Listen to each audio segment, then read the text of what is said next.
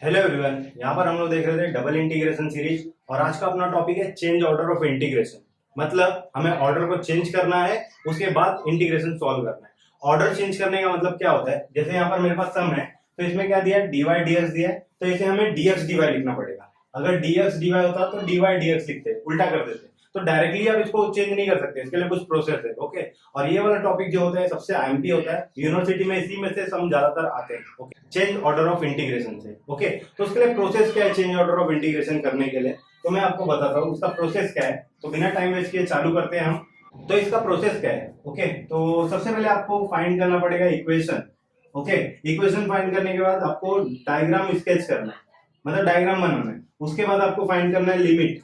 Limit क्या है, ये जो अपना यहाँ पे दिख रहा है इंटीग्रेशन का लिमिट 0 से 2, वैसा उसको अगर आप ऑर्डर चेंज करते हो तो लिमिट भी चेंज होता है, इतना आपको याद रखना है। ओके, तो सबसे पहला काम क्या है आपका, इक्वेशन फाइंड करना, फिर स्केच करना रीजन, उसके बाद लिमिट फाइंड करना, उसके बाद हमें सॉल्व करना पड़ेगा जैसा हम लोग सॉल्व करते आ रहे हैं डबल इंटीग्रेशन वैसा।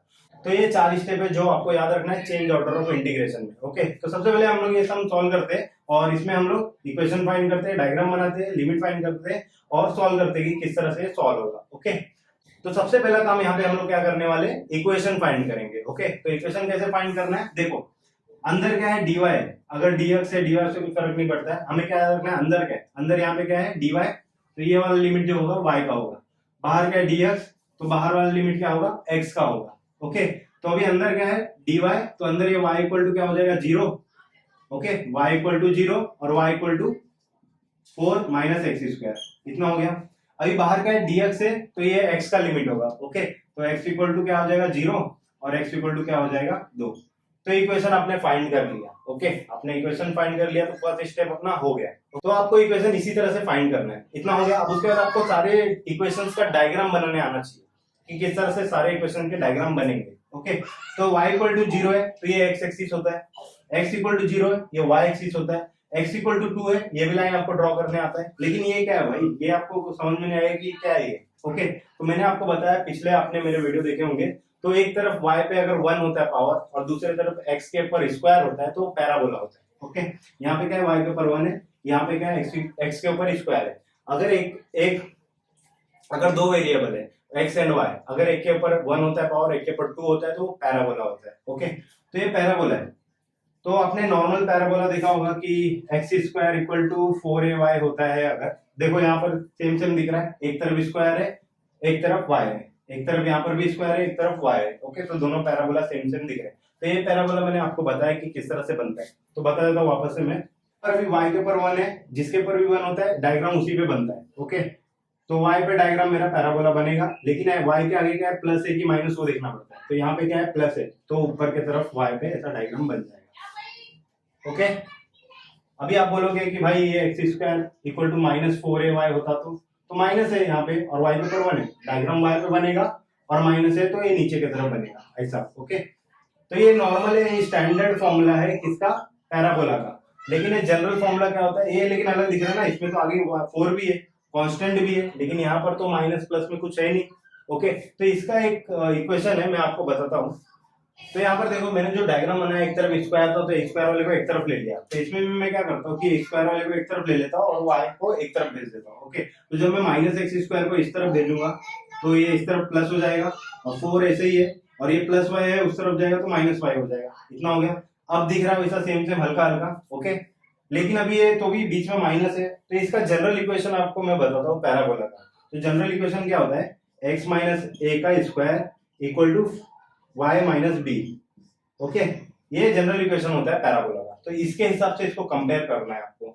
तो कंपेयर करना है तो देखो इसमें अभी मैं कंपेयर करता हूँ, इसको मैं लिख सकता हूँ x माइनस 0 का स्क्वायर, ये एक्स स्क्वायर है, इसको मैं लिख सकता हूँ x माइनस 0 का स्क्वायर, हो गया ऐसा सेम सेम। अभी इसको सेम करना है, तो इसके एक्स स्क्वायर को मैंने इसके हिसाब से ऐसा बना दिया, अभी मैं इसको इसके जैसा बनाता हूँ। तो जनरल इक्वेशन में y के पास क्या है प्लस है, लेकिन यहाँ पे क्या है माइनस है, तो इसमें से मुझे माइनस बाहर लेना पड़ेगा। तो मैं जब माइनस बाहर कॉमन लूंगा तो ये y प्लस हो जाएगा, लेकिन ये प्लस 4 है जो ये माइनस 4 हो जाएगा। ओके, क्या किया इसमें से माइनस बाहर लिया तो y का माइनस बाहर आया तो ये प्लस हो गया, लेकिन 4 में से ही माइनस बाहर आएगा तो क्या हो जाएगा माइनस हो जाएगा। अब सेम सेम दिख रहा है। ओके, अब सेम सेम दिख रहा है, तो अब इसको कंपेयर कर लेंगे हम लोग इससे कंपेयर करेंगे तो a का वैल्यू क्या आएगा 0 और बी का वैल्यू क्या आएगा 4। ए का वैल्यू 0 आया, बी का वैल्यू 4 आया। तो कभी भी आपको पैराबोला दिखा इस टाइप का, ऐसे टाइप का दिखा, तो आपको इससे कंपेयर नहीं करना है, क्योंकि ये स्टैंडर्ड होता है। स्टैंडर्ड होता है इसमें पॉइंट जो होता है ए एंड बी 0 0 होता है, तो इससे कंपेयर नहीं करना है आपको, इससे कंपेयर करना पड़ेगा। ओके, इससे कंपेयर करने के बाद ए एंड बी का वैल्यू निकाल लेना। अब मेरा इसका पैराबोला आपको मैं बना के दिखाता हूँ। ओके, तो मैंने बोला आपको, तो इसका डायग्राम मैं बनाता हूँ आपको। देखो, लाइन मार दिए। अभी देखो, ए का वैल्यू 0, बी का वैल्यू 4, मतलब पॉइंट क्या है 0,4। 0,4 कहाँ पे होता है? 0,4 कहाँ पे होता है? यहाँ कहीं पे होगा।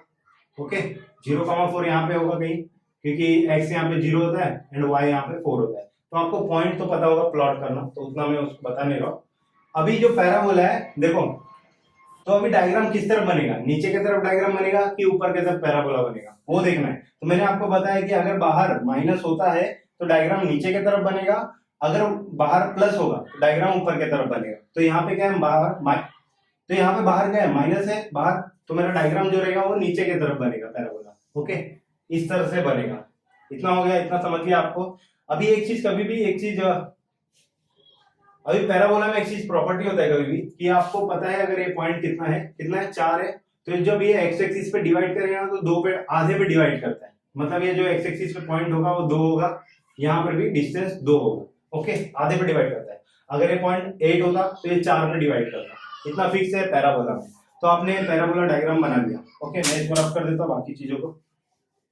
तो इतना आपने डायग्राम किसका बनाया? इसका।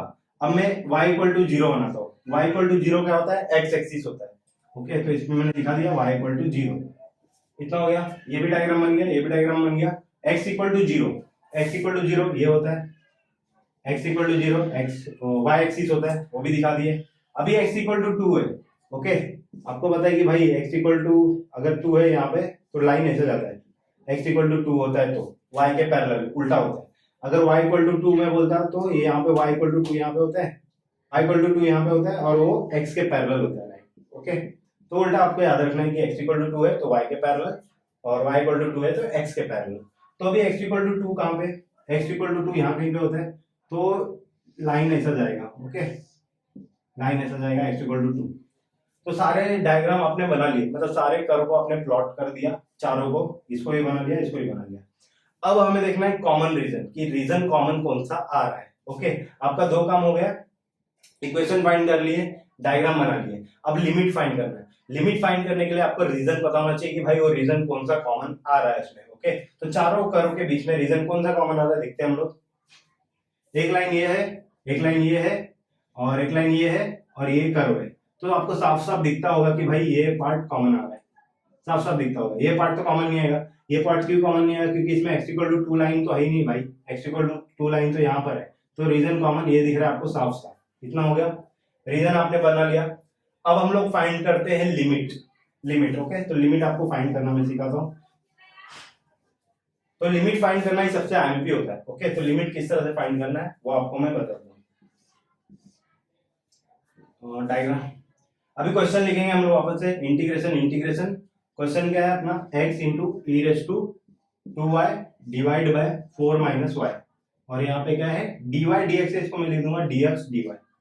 चेंज ऑर्डर कर दिए हमने, तो आपने यहाँ पे चेंज ऑर्डर कर दिए। ऑर्डर मतलब dy dx था, तो यहाँ पे आपने लिख दिए dx dy। ऑर्डर चेंज हो गया। अब लिमिट चेंज हो जाएगा। तो लिमिट किस तरह से फाइंड करना है? आपको लिमिट फाइंड करना है तो सिर्फ एक चीज याद रखना है कि अंदर क्या है वो देखना है। अंदर की तरफ क्या है? dx है, तो x के पैरेलल एक लाइन मारना है रीजन में। अगर dy अंदर होता तो dy के पैरेलल एक लाइन मारते, मतलब y के पैरेलल एक लाइन मारते रीजन में। ओके, तो क्या मैं बोल रहा हूँ मैं आपको करके बताता हूँ। अंदर क्या है? dx, तो x के पैरेलल एक लाइन मार दो। रीजन ये है, x के पैरेलल मैंने एक लाइन मार दिया। क्या किया आपने? सिंपल, x था अंदर, इसके लिए x के पैरेलल एक लाइन मार दिए। अभी देखो कि रीजन में सबसे पहले कट कहाँ पे हो रहा है? लाइन यहाँ पे कट हुआ, उसके बाद यहाँ पे कट हुआ। कहीं पर भी लाइन मार दो, आपकी मर्जी। तो यहाँ पर कट हुआ, फिर यहाँ पे कट हुआ। ओके, तो यहाँ पर कट हुआ, तो यहाँ पे x का वैल्यू क्या है वो देखना है, क्योंकि dx है, इसके लिए यहाँ पे x का वैल्यू क्या है? ये कौन सी लाइन है मेरी?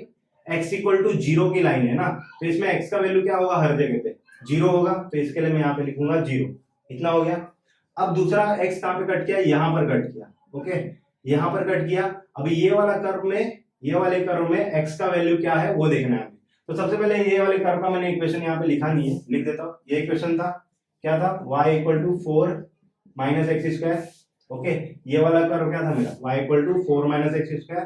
तो यहाँ पे कट हुआ तो कौन सा कर्व है, ये वाला कर्व है। तो इसमें से x का वैल्यू क्या है, इसमें से x का वैल्यू आप निकाल लो साइड में।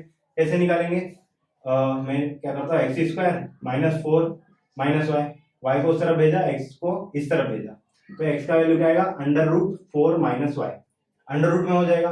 तो इसमें ये वाले कर्व में आपको x का वैल्यू क्या मिला, अंडर रूट 4y। तो मैं यहाँ पे लिखूंगा अंडर रूट 4y। देखो इस तरह से आपको निकालना है, सिंपल एकदम। अंदर अगर y होता तो y के पैरेलल एक लाइन मारता, और यहाँ पे कट हुआ तो यहाँ पे y का वैल्यू क्या है, और फिर यहाँ पे कट होता तो y का वैल्यू क्या है, वो आपको इक्वेशन में से निकालना पड़ता है। इतना हो गया। अब बाहर वाले का लिमिट निकालना है। बाहर वाले का बहुत इजी होता है। बाहर वाले का लिमिट कैसे निकालने का, डायरेक्ट देखने का कि रीजन कहां से कहां तक जा रहा है। बाहर क्या है, dy है, तो y कहां से कहां तक जा रहा है। तो y देखो रीजन ये है पूरा, तो इसमें y कहां से, 0 से कहां तक जा रहा है, 4 तक जा रहा है ना, 0 से 4 तक जा रहा है रीजन, तो मैं डायरेक्टली लिख दूंगा 0 से 4। ओके, इतना हो गया। आपने चेंज ऑर्डर कर दिया, इक्वेशन फाइंड किया, डायग्राम बनाया, रीजन फाइंड किया। रीजन फाइंड करने के बाद आपने चेंज ऑर्डर किया और लिमिट फाइंड किया। किस तरह से फाइंड किया, एकदम इजीएस्ट वे में आपको समझा होगा आई होप। ओके, तो नहीं समझा होगा तो आप वापस से एक बार रिपीट करके देख लेना किस तरह से मैंने लिमिट फाइंड किया, और तो भी नहीं समझा तो आप कमेंट बॉक्स में मुझसे पूछ सकते हैं। ओके, इतना फाइंड करने के बाद आपको आप सिंपली चौथा स्टेप क्या है, सॉल्व करना। तो नॉर्मल तरीके से इसको सॉल्व करना है जैसे हम लोग ने पिछले वीडियो में करते हैं। ओके, तो मैं इसको आपको सॉल्व करके यहाँ पर बताता हूँ, बाकी चीजों को रफ कर देता हूँ। ओके, तो ये पार्ट को सॉल्व करते हैं। यहाँ पे मैं क्वेश्चन लिख देता हूँ वापस से, जो हमारा नया क्वेश्चन मैंने 0 से 4, 0 से अंडर रूट 4 माइनस वाई और x e raise to 2y divide by 4 minus y dx dy। Okay, अब सॉल्व कैसे करते हैं हम लोग, सबसे पहले अंदर वाला पार्ट सॉल्व करते हैं जैसा हम लोग करते आ रहे हैं। बाहर वाले को हाथ नहीं लगाना जब तक अंदर का पार्ट सॉल्व ना हो जाए। ओके, तो अंदर वाले को सॉल्व करते हैं। तो dx से मुझे इसको इंटीग्रेशन करना है, dx से इंटीग्रेशन करना है, तो y वाले टर्म रहेंगे वो कांस्टेंट अज्यूम करूंगा मैं। ओके, तो यहाँ पे e रेस टू 2y है, तो ये पूरा पार्ट कांस्टेंट हो गया, 4 कांस्टेंट हो गया, y भी कांस्टेंट हो गया। क्यों, क्योंकि x से इंटीग्रेशन कर रहा हूं इसलिए y कांस्टेंट है, 4 भी कांस्टेंट है। मतलब ये वाला पार्ट पूरा का पूरा कांस्टेंट हो गया। तो कांस्टेंट को हाथ नहीं लगाना होता है। ओके, तो कांस्टेंट वैसा का वैसा मैंने लिख दिया, कांस्टेंट वैसा का वैसा लिख दिया। और x का इंटीग्रेशन क्या होता है, क्योंकि x का इंटीग्रेशन कर रहा हूं इसलिए x का इंटीग्रेशन क्या होता है, एक्स स्क्वायर बाय 2। आपने पढ़ा होगा x का इंटीग्रेशन क्या होता है, एक्स स्क्वायर बाय 2। और इसमें लिमिट क्या पुट करेंगे हम लोग, एक बार under root 4y and 0। Okay, इतना हो गया। बाहर का था dy, dy को ऐसे लिख दिए, और यहाँ पर बाहर क्या था 0 से 4, उसको भी ऐसे ही लिख दिए। ओके, इतना हो गया। अभी एक बार x के जगह पे under root 4 minus y put करूंगा और x के जगह पे 0 पुट करूंगा। x के जगह पे क्यों पुट करूंगा, क्योंकि dx से मैंने इंटीग्रेशन किया था इसलिए x के जगह पे पुट करूंगा। ओके, बाकी चीजों को वैसे लिख देंगे, 0 से 4 e raise to 2y divide by 4 minus y, और ये 2 को मैं क्या करता हूँ आगे लिख देता हूँ, कांस्टेंट है ना उसको आगे लिख देता हूँ। और एक्स स्क्वायर था तो इसके जगह पे एक बार मैंने पुट किया ये वाला limit, upper limit minus lower limit, और यहाँ पे ब्रैकेट दे देने का है। कभी भी लिमिट आप पुट करो, कभी भी अपर लिमिट और माइनस लोअर लिमिट करो तो एक ब्रैकेट दे दो, और बाकी चीज को ऐसे ही बाहर लिख देने का। ओके, और बाहर यहाँ पे क्या dy बचा था उसको ऐसे लिख दिया। अब इसको थोड़ा सा सिंप्लीफाई करते हैं हम लोग, 0 से 4 e raise to 2y divide by 2 4 minus y, और ये अंडर रूट हट जाएगा तो क्या आएगा 4 माइनस वाई, और 0 का इसका 0 होता है तो उसको लिखने की कोई जरूरत नहीं है। 4 माइनस वाई कैंसिल हो जाएगा पूरा टर्म, तो यहाँ पे बचेगा dy। ओके, बचा क्या जो मैं यहाँ पे लिख देता हूँ 0 से 4 e raise to 2y divide by 2, इतना बचा, और यहाँ पे बचा dy। अब इसको dy से इंटीग्रेशन करना है, तो e रेस टू 2y है, तो आपको पता है कि भाई e रेस टू x का इंटीग्रेशन क्या होता है, e रेस टू x होता है, और e रेस टू 2x का इंटीग्रेशन क्या होता है, e रेस टू 2x होता है। लेकिन यहाँ पे हमें 2 डिवाइड करना पड़ता है, क्यों, x के साथ जो भी होता है उसको डिवाइड करना पड़ता है। ओके, तो यहाँ पर भी देखो इंटीग्रेशन कर देते, dy से करना है, e रेस टू 2y तो e रेस टू 2y ही होगा। ओके, लेकिन y के साथ जो भी होता है उसको डिवाइड करना पड़ता है नीचे, तो 2 को डिवाइड कर दिए, लेकिन ये 2 ऑलरेडी नीचे था तो उसको भी 2 में लिख देता है यहाँ पर। और लिमिट इसमें क्या पुट करेंगे हम लोग, 4 एंड 0। ओके, तो इसको सॉल्व करते एक बार 4 पुट करेंगे y के जगह पे, एक बार 0 पुट करेंगे, बाकी चीजों को मैं रफ कर देता हूँ। पुट करते एक बार। ओके, तो e raise to 2 4 divide by 4 आ जाएगा, 2 दूनी 4, और एक बार अभी 0 पुट करता हूं तो 0 पुट कर दिया y के जगह पे, डिवाइड बाय 4। 4 को आप बाहर भी लिख सकते हैं या तो दोनों जगह लिख सकते हैं, कोई फर्क नहीं पड़ता है, तो 4 को आप बाहर ही लिख देना। मैं भी लिख देता हूँ बाहर 4 को बाहर लिख दिया। e रेस टू क्या हो गया 8 माइनस e रेस टू क्या हो गया 0, क्योंकि 2 इंटू 0 0 होता है, 2 इंटू 4 8 होता है, तो यहाँ पे आ गया 1/4, यहाँ पे आ गया e raise to 8, e raise to 0 क्या होता है 1 होता है। Okay, anything raise to 0 is 1, तो इसको मैं लिख दूंगा यूनिट स्क्वायर। तो एरिया हमें इस तरह से फाइंड होगा, एरिया बोलो या तो इंटीग्रेशन बोलो, तो इस तरह से आपको एरिया फाइंड करना है चेंज ऑर्डर ऑफ इंटीग्रेशन करके, डबल इंटीग्रेशन को सॉल्व करना है। तो आई होप आपको वीडियो समझ में आया होगा कि किस तरह से चेंज ऑर्डर ऑफ इंटीग्रेशन करना है। ओके, नहीं समझा तो आप एक बार वापस से रिपीट करके देखना, और तो भी नहीं समझेगा तो आप कमेंट बॉक्स में मुझसे पूछ सकते हैं। और अगर आपको समझ गया वीडियो तो कोई बात नहीं, आगे मिलते हैं और भी हम लोग चेंज ऑर्डर ऑफ इंटीग्रेशन के सम देखने वाले हैं। ओके, तो अगर आपको वीडियो पसंद आया तो लाइक करें, सब्सक्राइब करें, शेयर करें दोस्तों में। Thanks for watching.